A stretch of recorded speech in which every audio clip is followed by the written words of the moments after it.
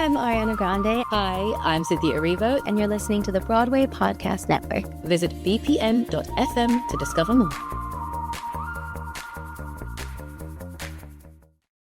Hi, friends. It's Susan Blackwell. And Laura Camion from The Spark File, your friendly neighborhood creativity coaches. We help creatives just like you clarify and accomplish your creative goals. If one of your goals has been cultivating more creativity in your life, but your consistency has been, let's say, elusive, we have got something fun and helpful coming your way. We are hosting a free live workshop called Fanning Your Creative Flames. It's a workshop in cultivating creative consistency. It's happening Tuesday, March 31st from 6:30 to 8 p.m. Eastern, live on Zoom. In this workshop, we'll explore how creativity doesn't come from waiting around for inspiration, but from small, consistent sparks of creative action. We're going to share simple tools that help you build a sustainable creative practice, quiet your perfectionism, spark momentum, and reconnect with your creative self-expression. Come and join us. It's totally free, but you do need to RSVP. Head over to thesparkfile.com to grab your spot. And if you're craving a place to keep that creative energy flowing consistently, there's the Sparkfile Creative Community. If you've been curious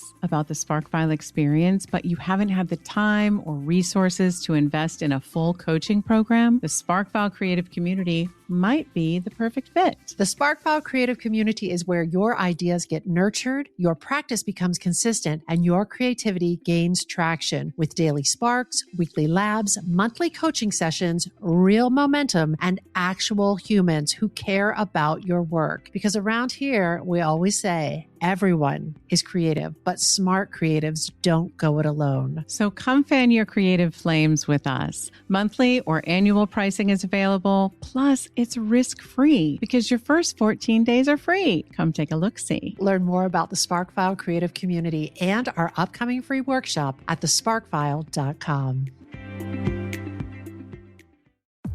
5 a.m., I'm up with a crisp Celsius energy drink. Running 12 miles today. Grab a green juice, quick change, and head to work. Meetings, workshops. One more Celsius, no slowing down. Working late, but obviously still meeting the girls for a little dancing.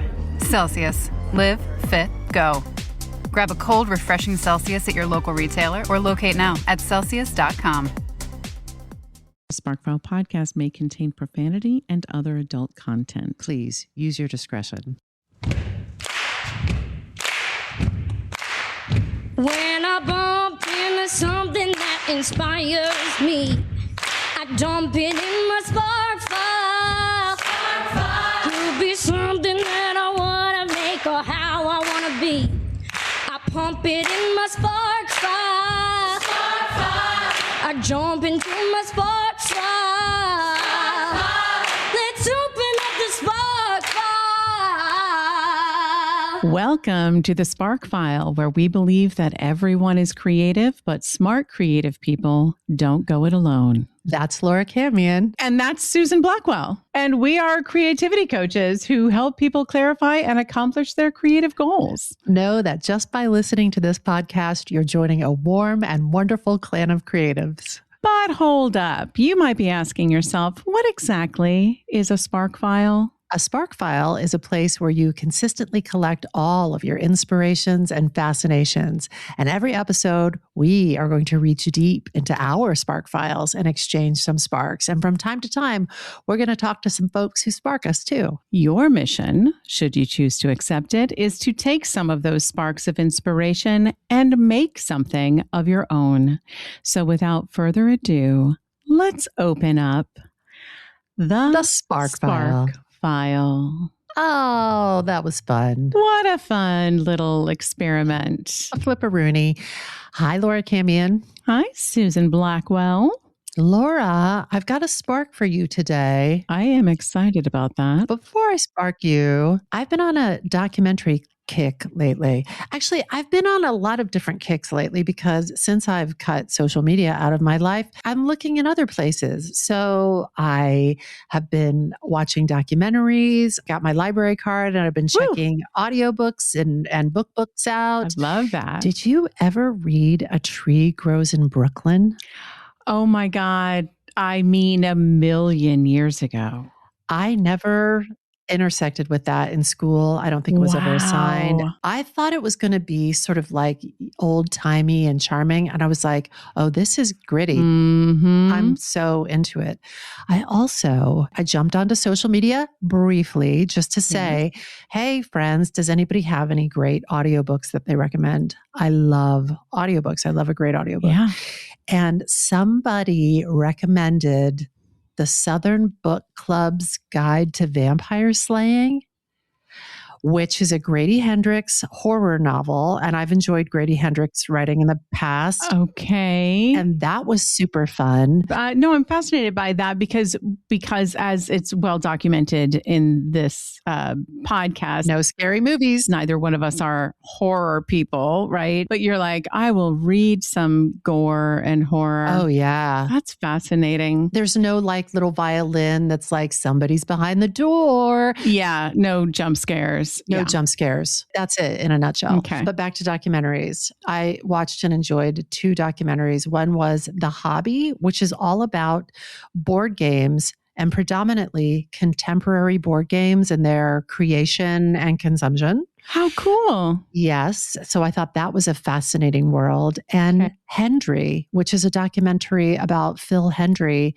If you don't know Phil Hendry, a radio disc jockey who, when let off the leash to do whatever it is that he wanted to do, what he did was create a talk show where he would play the host and imperceptibly would also play the guest. No way. And there were people that listened to his talk show and called into his talk show, not knowing that they were completely being put on because the guests were outrageous. I love this. I love this so much. I'm absolutely going to check it out. Yeah. Did I already say this on the podcast, Susan? Just before the holidays, I cut almost all of my streaming services. And since that time, I have read 8 books. And I mean, old-timey, read them, read with my eyes, holding the physical book in my hands. Yeah. I love that. Streaming is next for me. I'm like, screens, I got to cut down on screen time. Yeah. I have not missed it, except I did cheat because I was curious about the latest Game of Thrones prequel, which is like a Night of the Seven Kingdoms. Did you start it?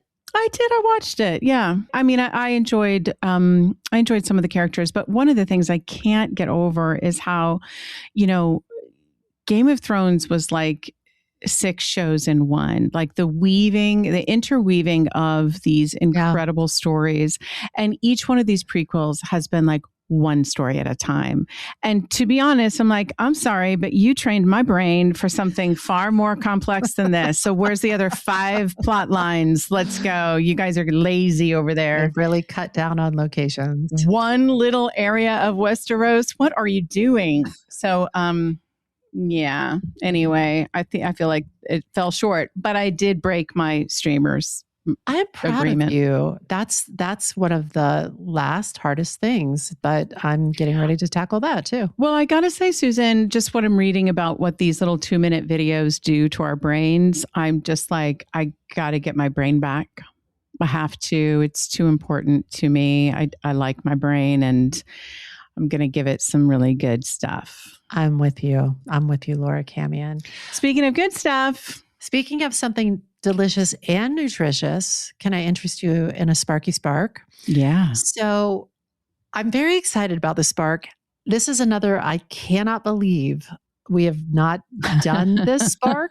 So I'm very, very excited to share it. So we were in our Coach's Corner session last week. Coach's Corner is where SparkFile course participants can get some dedicated coaching time. Love it. The SparkFile creative community also features coaching and office hours, but Coach's Corner is just for people in our courses.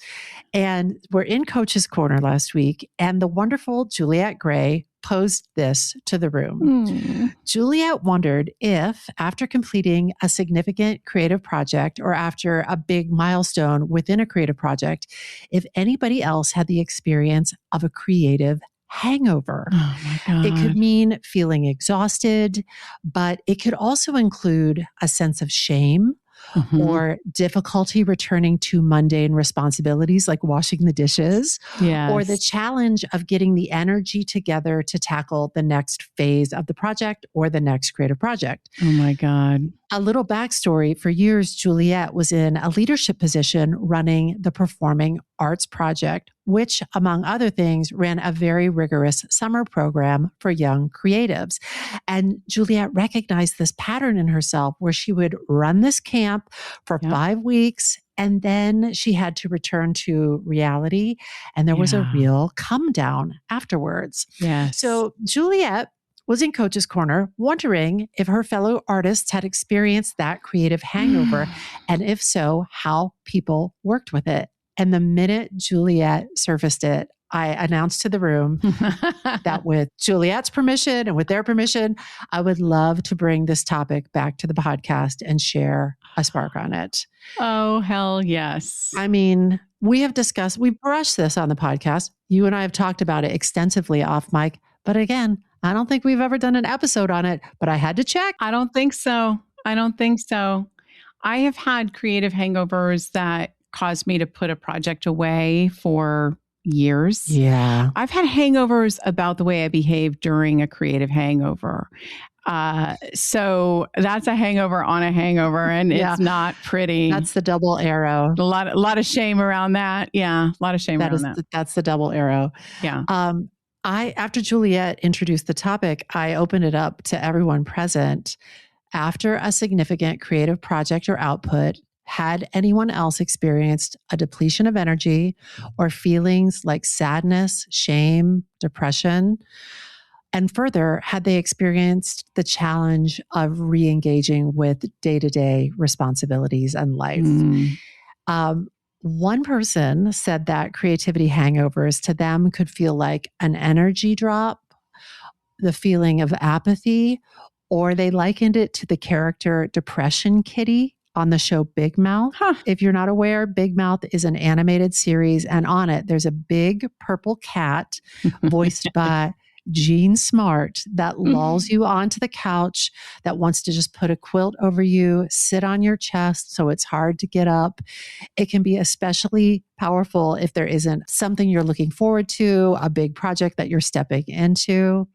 Another person said that for a solo creative, it can feel like a solipsistic thing where you spend a long time in your own head working on a thing, then you release it, you share it with the world, made up of people who don't care nearly as much as you do. And that feeling of, don't you people realize I've spent a whole year of my life making this thing? So that person was describing the energy that they put into a significant creative lift, but also the response or lack of response that can add to and inform a creative hangover. Oh God, yes.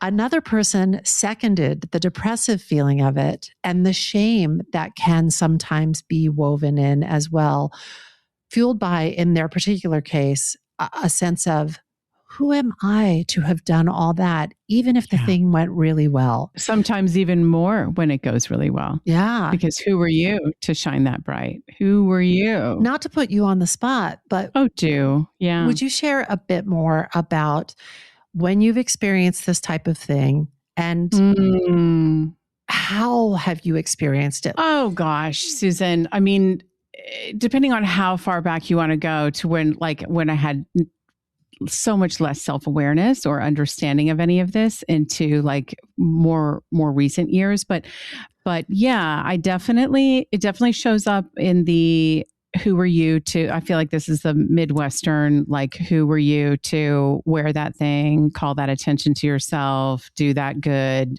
Like, you shouldn't have done that. You should hide that, cover that up. Bushel basket. So there's that. Then there's been the times where like something didn't go well and like someone said something really mean. Yes. And that was like, okay, we'll set this aside and my brain will spin out for a period of time about the mean thing that was said and not get back to the actual creative project. Yeah. But more recently, I think I told you when I had this moment, I had this realization in the shower. I don't know, maybe 8 years ago. But I had done something big and bold. And I think it was in regard to the Spark File. We were like really putting ourselves out there and doing things. And I was in the shower hearing all of these voices that were like, what do you think you're doing? Who said you could do that? And I had this revelation that I'm like, oh, you guys are here because I'm doing good. You guys are here because I'm headed in the right direction and you're terrified. Wow. Yeah. I was like, I see you guys. And from that, my life changed from that moment on. Because whenever they show up, I'm like, okay, all right. If I was doing something that did not make you nervous at all, you would be silent. If I was on the couch scrolling right now, not one of these voices is going to show up and be like, you shouldn't be doing that. Yes. So, so it started to shift for me probably about 8 years ago. That's awesome. Is that helpful? I think it's super helpful to talk about this with people and to hear what their experience of this is. That's why this conversation that Juliet surfaced in Coach's Corner was just, it was a delight. Good. It was so good.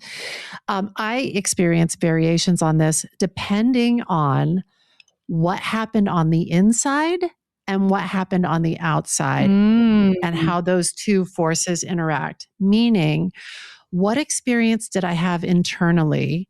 How much adrenaline and cortisol dumped into my system? Or how much oxytocin? Did my performance anxiety really kick in and thus more chemicals in my system? Was the experience particularly vulnerable or physically taxing or emotionally draining? And then externally, what came back at me? Did I get a show-stopping ovation? Did someone say something weird? Was I damned by faint praise that I'm still perseverating on? Did I get yelled at? Like all of these, both internal and external things. And then also factors like, have I reset with a good night's sleep? Yes. Did I drink alcohol around this time, which can add to some of the depleting or depressing feelings? All of these different factors can really inform what my particular brand of creative hangover feels like and how severe it is. And not to jump to solutions too quickly, but I find that if I take healthy steps entering into a creative situation, throughout the situation, and even exiting the situation, I may alleviate some of the harsher hangover feelings. Because let me be clear, I have had creative hangovers that have left me curled up in my bed under a blanket and knocked me, like Laura was just saying, knocked me out of the creative game for extended periods of time. Yeah. So that's why I feel like this topic, I cannot believe we're 7 seasons in and we're just covering it. I mean, it's so essential. And we do talk about it in our classes. It's that recovery time and having the self-awareness that most likely taking a creative risk is going to be followed by some kind of feelings just based solely on the chemical cascade that's happening in your body. Yes. So the quicker, like the real growth for us happens in that, like, can we condense time, the amount of time it takes us to recover from a thing? Yeah. And can we plan accordingly? Yes. Knowing full well the next day, at a minimum, the next day is a recovery day, like an athlete. Yeah. We were just talking about this last night in our Blaze class because we were introducing them to the Spark File feedback process. And during the wrap up, I asked the class, especially people who had been through the process previously, what they would add, what recommendations they had. And the brilliant Anne-Marie Petersma piped up and said that for her, when she first started doing creativity shares in our feedback process, she was like, oh, I'll feel great afterwards. I'll go out to dinner with my friends. And she was like, if you're a certain type of person, you may want to literally schedule 2 hours so that you can reflect, emote, cathart, do what you need to do before you're going to re-engage with the world. Cathart. I catharted myself. So A while back on the podcast, we talked to Lin-Manuel Miranda about how his life is such that he does so much in quick succession without a lot of downtime. And I said to him that his schedule would fry my nervous system. And he was saying that's the hard part because you really do need time to recover. Yeah. During that conversation, we asked him what advice he would give to anyone who is facing that space after the conclusion of a big project, whether it's the end of the run of your high school musical or post the launch of your film or book or after a big creative life event like a wedding or a graduation or even a funeral. Yeah. He said that after every high school musical that he performed in, they had a tradition where they would put up the show posters in the back of the auditorium, and then everyone would sign each other's show posters. And after the show would end its weekend run on a Saturday night, he would plan to stay in bed on Sunday and read the show poster messages that everyone had written to him. And he would be so sad that the show was over, and he'd read the messages from the graduating seniors and the messages from the girls that he had crushes on. What he was describing was carving out some downtime to sit in a little grieving, a little reflection, a little pride about what had been accomplished. Yeah. And then he said, have a plan for a week from then.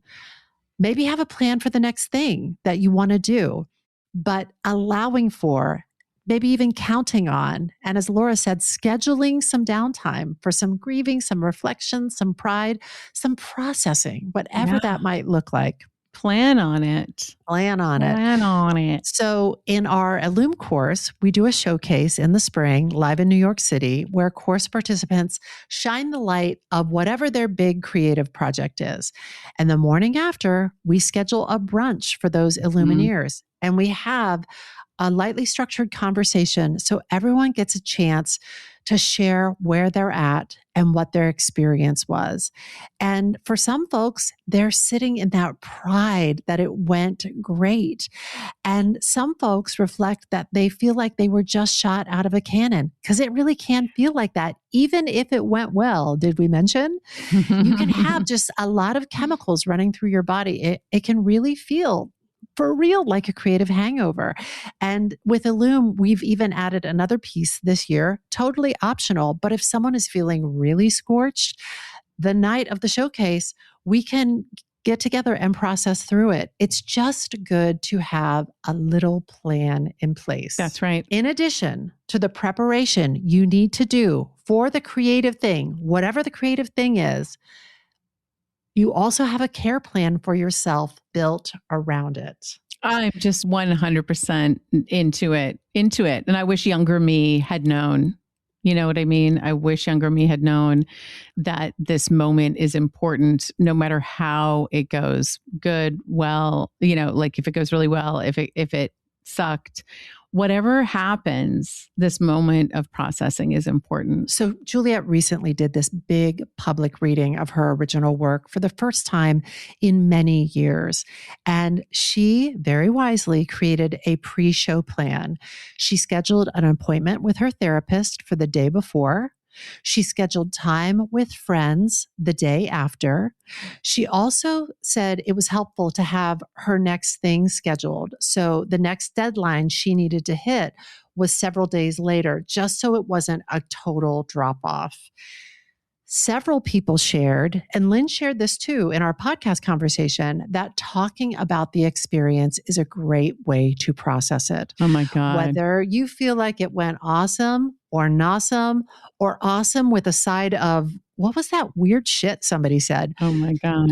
If you have some residual shame around it or weirdness or excitement or grief or pride, talking about it, saying out loud and reflecting on it, I think is a key part of the process. Susan, that is huge. And if it isn't too much of a sidebar, I would like to recall the time when, so Wes and I were on vacation. We were driving down to like North Carolina for his art gallery show, but I had a table read of a screenplay I'd written. Yes. And I didn't want to change it. So I made sure like we were booked at a bed and breakfast that had Wi-Fi, etc. The whole thing went so sideways because there was no Wi-Fi. It was down. There's a place across town you can try, blah, blah, blah, blah, blah. I am on it's a Zoom reading and I keep getting bounced off of the thing. I personally am responsible for sound feedback when I come back on and blaring everybody's ears out. I'm so mortified. I am so scarred by the experience. I couldn't hear any of the feedback. I'm sure that it was very useful feedback, but I could not receive it because all I could think about was the tech stuff. And I remember clearly, I was sitting outside looking at some hills and valleys in Virginia. It was gorgeous, sitting outside in a lawn chair. And you talked to me or listened to me probably for like an hour and a half as I just went over and over again how mortified I was just by the experience of it, not even the content of my show. I couldn't even get to that part. Yeah. And Laura, I know you to be a very, very prepared person. And sometimes some flaming curveball will come at you like that tech piece and completely blow you out of the water by surprise. And so to have somebody that you can talk to and process with so that you can get that pain up out of your body. Yes. Your body is not a coffin for pain to live in. You can get it up and out so that you can keep going. Find yourself a friend like Susan Blackwell who will listen to you and just let you be like, okay, great. Anything else you want to say about it? What else? Just get it out. Say more about that. Say more about that. Yeah. Another great point was made by, again, Anne-Marie Petersma. She said something she's observed in herself that she's working on is this. I cannot tell you how wise this is and how deeply I relate to this. Post-creative lift, Anne-Marie has noticed that she will have lots of physical stuff in her apartment, props, supplies, bags of things she needed for the creative thing. Yeah. And those things can just sit there and pile up, and it can feel heavy spiritually, physically, emotionally. So she is working on, sooner than later, unpacking those bags, getting stuff put away, getting her physical space back to neutral. She acknowledged the reality that it's challenging because when you're experiencing a creative hangover, you may feel physically depleted. And also your executive function can feel depleted. But if you can encourage yourself to unpack that suitcase, put your shit away, reset, it can be great post-care for a creative hangover. Oh, wow. I loved this. I thought it was wise. Teeing you up for the next thing so beautifully. Yeah. I think additionally, gentle activities like stretching, a restorative workout, making dinner can help you gently re-enter your life. More on that in a second. Another point that surfaced is how we enter into the event can have an impact on how we exit the event. Say more about that. The great Brady Peters shared how in heightened situations, the examples he gave were right before a long form improv, before doing a Herald with his improv team, or Brady worked in the White House and he had his photo taken with President Joe Biden when they were nearing the conclusion of their time working in the White House. And he said in those heightened moments right before something, his mind can go to some scary places. Like, what if I accidentally spit on the president? What if I blink in the photo? What if I really fuck up this improv and let everybody down? But by reframing his thoughts, entering into it, he alters his experience during and afterwards. So for him, a powerful reframe has been coming into the present moment, looking around and asking, what would 9-year-old me think of this? What would 9-year-old me, some little kid from Kansas, think about me getting ready to take the stage to do this improv or getting ready to get my photo made with the president in the Oval Office? I think that 9-year-old would be pretty excited and pretty grateful. I love that. So Juliet reflected on this as well. What would 10-year-old you say to adult you right now? Probably, this is pretty cool. This is pretty amazing. This is pretty cool. Yeah. It's also why before I perform or teach, I have a practice of saying out loud to anybody in my zone, enjoyment. Let's enjoy this thing that we get to do. Yes. I also find that if I can meditate fairly close to go time, that creates a gentler on-ramp for me. Yeah. And I think I would add tapping to this. Thought work, gentle meditation, tapping before we ease in can ease the creative hangover afterwards. Yeah. Yeah. Another idea. This year, I'm really committed to some key priorities. Those priorities inform what I do each day. For example, my priorities include a commitment to physical health, mental health, financial well-being, relationships, environment, and creativity. And every day I have a practice where I devote some time to a few of those things, kind of round robin. So, for example, for physical health, I exercise, I eat a healthy diet. For mental health, I meditate, I journal, I tap. For creativity, I make something, whether that's painting something, sketching ideas for something, trying a new recipe. For environment care, I reset our space every week. I have a committed long-term practice in place, and I find that it makes the highs and lows of the creative journey easier to navigate because I can just return to this practice. It's so built into my day now that I wouldn't think about not meditating. Right. I wouldn't think about not resetting. So that is a potential idea. Yeah. I'm curious for folks who are listening, do you have strategies for processing creative hangovers? Have you had experience with creative hangovers? We would love to hear about them. Please, please throw them into the comments. Before I get into what do we make of it, do you have other thoughts? These are so good. And I was thinking as your, how you go into it helps how you come out of it. Yeah. The equivalent for me, the equivalent of your enjoyment is I've always been like, I'm excited. Yeah. When nerves show up, I recognize that as excitement because like, this is something I prepared for. This is something I asked for. This is something I wanted. This was something I said yes to. And now the moment has arrived. I am excited. And we know like in our bodies where nervousness and excitement are, they come from the same place. So I'm always like, I convert any feeling like that into I'm excited. And isn't it amazing that this moment has finally arrived, this moment that we've prepared for? Isn't it amazing? Isn't it a miracle? That's usually when I'm like, why? Why did I agree? And I try to counter that with enjoyment, and you counter it with excitement. I'm excited. That's us. That's us in a nutshell. So what do we make of it? Well, when it comes to processing creative hangovers, it's helpful to have a little pre and post creativity plan. And remember, that's in addition to the prep work you're going to do so that you can give your creative work the best possible chance of succeeding. So this is a little bit of extra forethought and pre-planning we want you to do. Do what you can to manage your mind in advance, whether that's a meditation practice, a therapy session, tapping, affirmations, a mental reframe, like what would 9-year-old me make of all this, a gratitude practice, and then have a plan for afterwards. Maybe one lazy day when you're going to lay in bed and read your show poster messages, but you know you're going to go for a walk with a friend later, a walk and talk, or you know you're going to make a beautiful dinner. Schedule time to talk about it with a great discussion partner. Reflect on the good stuff and process the tough stuff.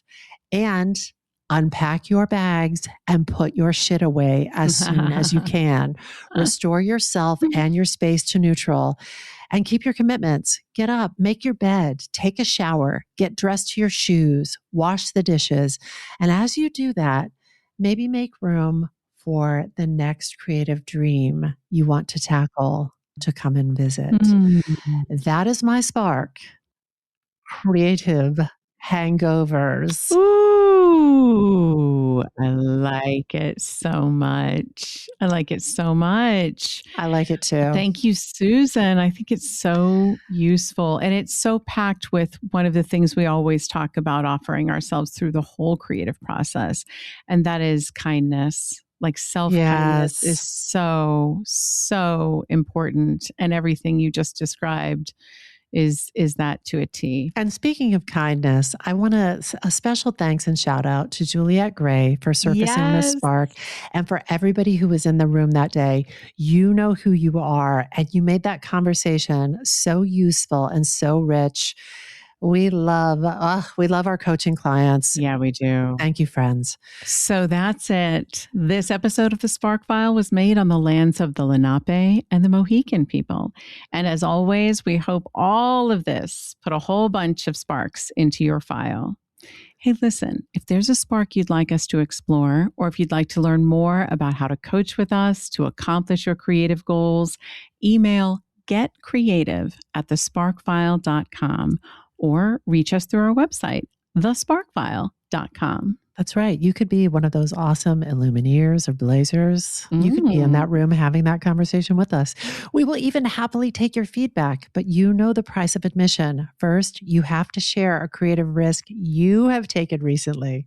Hey, follow us on social at The Spark File, and be sure to subscribe, rate, and 5-star review this podcast. It really does help other people find us. Also, if you like this podcast, we hope you'll share it with those you love.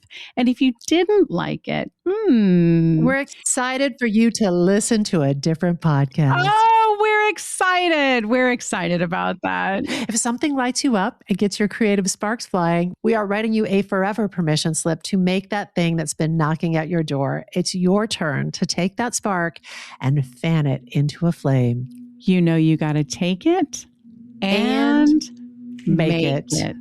Enjoyment. Excitement. When I bump into something that inspires me, I dump it in my spark file. Could be something that I want to make or how I want to be. I pump it in my spark file. I jump into my spark file. Let's open up the spark file.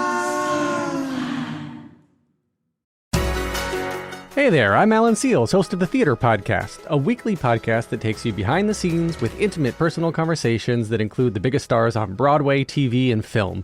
My podcast has over 350 episodes with guests including Stephanie J. Block, Carrie Butler, James Monroe Iglehart, Andrew Barth Feldman, Alex Brightman, Patti LuPone, Ramin Karimloo, Brian Stokes Mitchell, and even TV stars like Isaac Mizrahi, Ariana Madix, Michael Urie, Eddie Izzard, and literally so many more.